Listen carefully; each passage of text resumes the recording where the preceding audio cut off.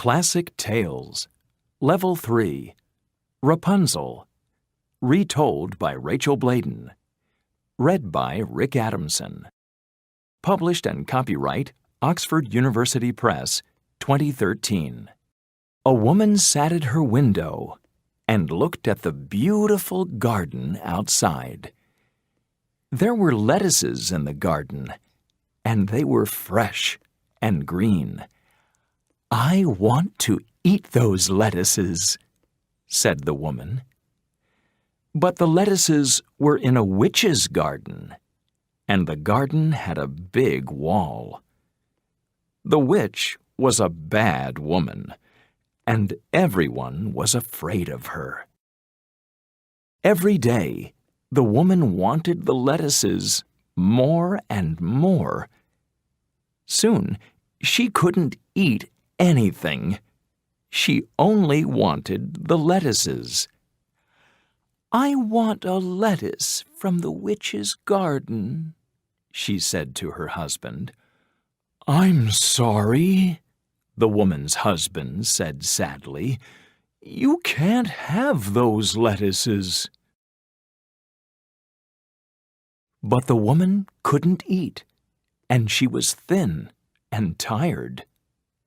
One night, the man looked down at the witch's garden.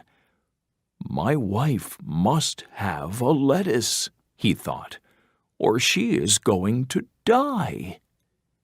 He was very afraid, but he climbed up the big wall, jumped down into the witch's garden, and took a fresh green lettuce for his wife. The woman ate the lettuce hungrily. "It's so good," she said. "It's so fresh. It's so green. Thank you, dear husband." The next night, the man took 2 more lettuces from the witch's garden. The next night, he took 2 more. Then one night, the man jumped into the witch's garden and saw the witch. He felt very afraid. "Why are you taking my lettuces?" said the witch angrily. "My wife isn't well," the man said. "She can only eat lettuces, your lettuces." The witch said, "You can take lettuces from my garden, but you must give me your first baby. Promise me this." And because the man was very afraid, he promised. Soon, the man and his wife had a beautiful baby girl. They loved her, and they were very happy. But one day, the witch came to the door. "I have come to take your baby daughter," she said to the man. "No, no," he cried. "Take anything, but not my little girl." "Remember your promise," said the witch. "You took lettuces from my garden, and now you must give me your daughter." The man felt very afraid, so he gave her the beautiful little girl. The witch called the girl Rapunzel. Rapunzel grew quickly. She was a good, kind girl with long golden hair. Every day she grew more beautiful, and her hair grew longer. One day, the witch took Rapunzel to a tower in a big forest. The tower had no door and only one window, and there were thorns all around. "This is your home now, Rapunzel," said the witch.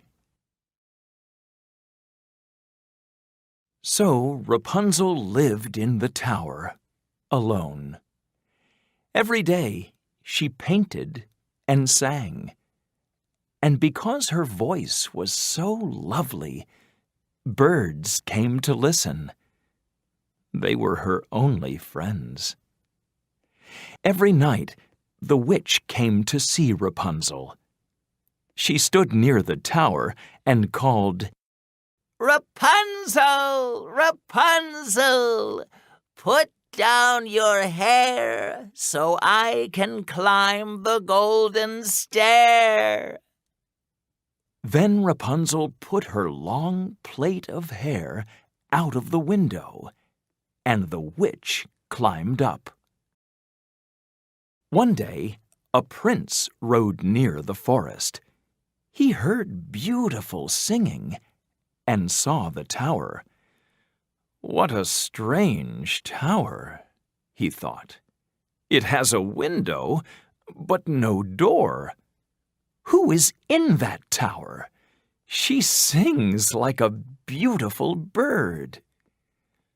The prince rode home, but he could only think about the beautiful voice in the tower.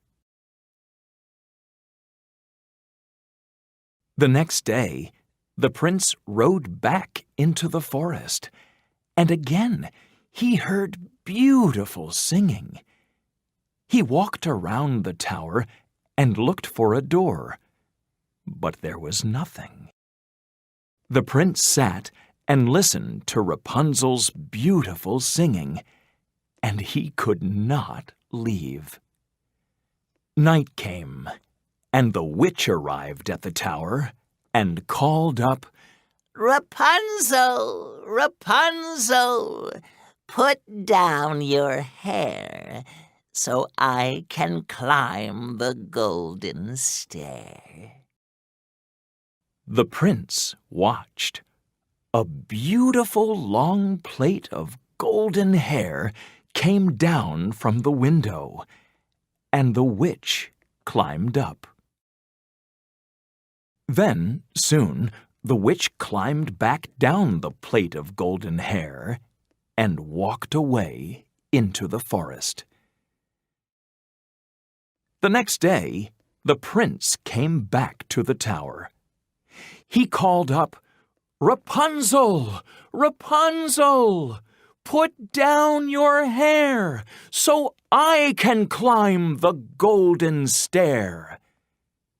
Soon, the long plait of golden hair came down from the window. The prince climbed up and came into a little room at the top of the tower.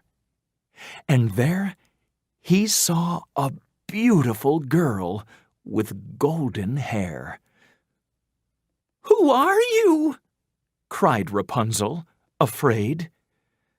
The prince smiled and spoke kindly. "I heard your beautiful voice," he said, "and I had to see you." The prince came to see Rapunzel every day. She sang for him, and they talked and talked. Then the prince left before evening. Because the witch always came at night, she never saw him.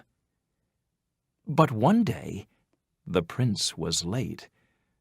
The witch saw the prince climb down Rapunzel's long golden plait, and she saw him smile and say goodbye to her. The witch called up to Rapunzel and climbed up to the little room. "Who was that man, Rapunzel?" cried the witch angrily. "You're going to be sorry. I'm taking you away so he can never find you again." And she took a knife from her coat and cut off Rapunzel's golden plait. The next day, the prince came to see Rapunzel. "Rapunzel, Rapunzel, put down your hair so I can climb the golden stair." The plait came down, and the prince climbed up. But it was not his beautiful Rapunzel in the room. It was the angry witch. "Rapunzel is not here," she laughed. "I took her to the desert, and you can never find her there." The prince was very afraid. He moved away from the witch and fell through the window. Down, down, down he fell into the thorns. At first, the prince did not move. Then he got up slowly. He could move, but there were thorns in his eyes, and he was blind. He could not see.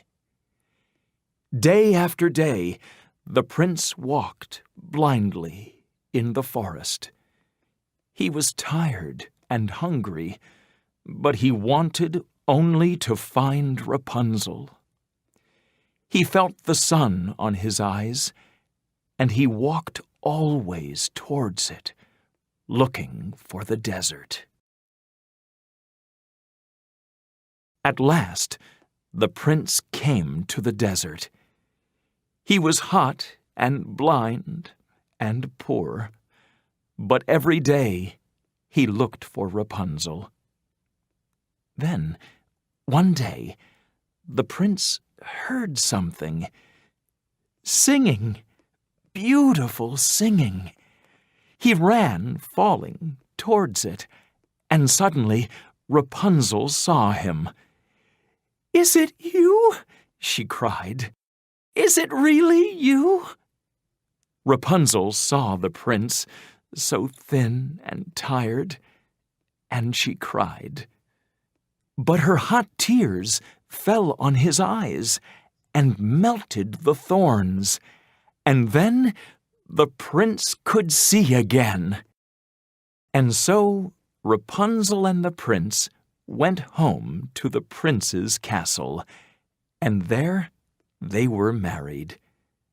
They never saw the witch again, but Rapunzel's mother and father came to live at the castle.